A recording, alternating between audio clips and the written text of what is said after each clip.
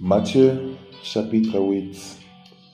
Lorsque Jésus fut descendu de la montagne, une grande foule le suivit. Et voici un lépreux s'étant approché, se prosterna devant lui et dit, « Seigneur, si tu le veux, tu peux me rendre pur. » Jésus étendit la main, le toucha et dit, « Je le veux, sois pur. » Aussitôt, il fut purifié de sa lèpre. Puis Jésus lui dit, « Garde-toi d'en parler à personne, mais va te montrer au sacrificateur et présente l'offrande que Moïse a prescrite, afin que cela leur serve de témoignage. » Comme Jésus entrait dans Capernaum, un centenier l'aborda, le pria et disant, « Seigneur, mon serviteur est couché à la maison, atteint de paralysie et souffrant beaucoup. » Jésus lui dit, « J'irai et je le guérirai. »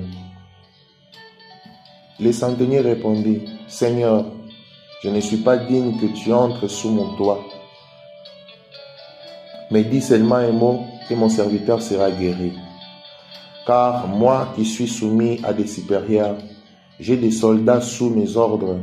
Je dis à l'un, va, et il va, à l'autre, viens, et il vient, et à mon serviteur, fais cela, et il le fait. » Après l'avoir entendu, Jésus fut dans l'étonnement, et il dit à ceux qui le suivaient, « Je vous l'ai dit en vérité, même en Israël, je n'ai pas trouvé une aussi grande foi.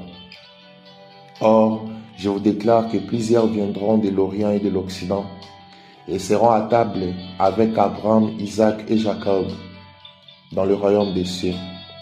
Mais les fils du royaume seront jetés dans les ténèbres du dehors, où il y aura des pleurs et des grincements des dents. » Puis Jésus dit au centenier, « Va, qu'il te soit fait selon ta foi. » Et à l'heure même, le serviteur fut guéri. Jésus se rendit ensuite à la maison de Pierre, dont il vit la belle-mère couchée et ayant la fièvre. Il toucha sa main et la fièvre la quitta. Puis elle s'éleva et le servit. Le soir, on amena auprès de Jésus plusieurs démoniaques. Il chassa des esprits par sa parole. Il guérit tous les malades afin que s'accomplisse ce qui avait été annoncé par Ésaïe le prophète. Il a pris nos infirmités et il s'est chargé de nos maladies. Jésus voya une grande foule autour de lui, donna l'ordre de passer à l'autre bord. Un scribe l'approcha et lui dit, « Maître, je te suivrai partout où tu iras. » Jésus répondit, lui dit,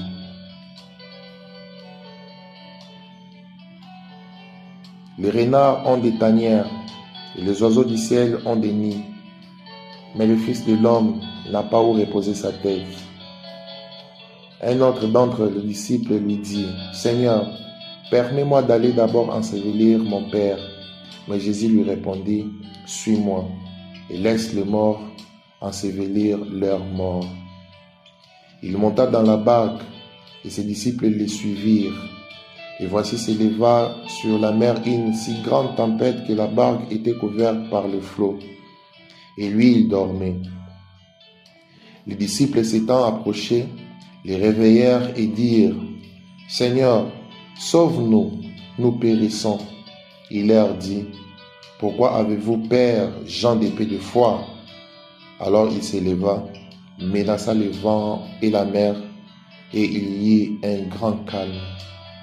Ces hommes furent saisis d'étonnement. « Quel est celui-ci, disaient-ils, à qui obéissent même le vent et la mer ?» Lorsqu'il fut à l'autre bord, dans le pays des Gadaréniens, des démoniaques sortant des sépulcres vinrent au-devant de lui. Ils étaient si furieux que personne n'osait passer par là. Et voici, ils s'écrièrent, « Qu'a-t-il entre nous et toi, Fils de Dieu? Es-tu venu ici pour nous tourmenter avant le temps? » Il y avait loin d'eux un grand troupeau de pourceaux qui paissaient. Les démons priaient Jésus disant, si tu nous chasses, envoie-nous dans ce troupeau de pourceaux. Il leur dit, allez. Ils sortirent et entrèrent dans les pourceaux. Et voici, tous les troupeaux se précipita des pentes escarpées dans la mer, et ils périrent dans les eaux.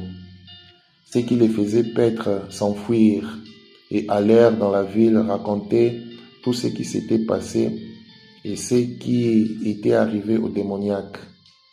Alors toute la ville sortit à la rencontre de Jésus, et dès qu'ils les virent, ils les supplièrent de quitter leur territoire.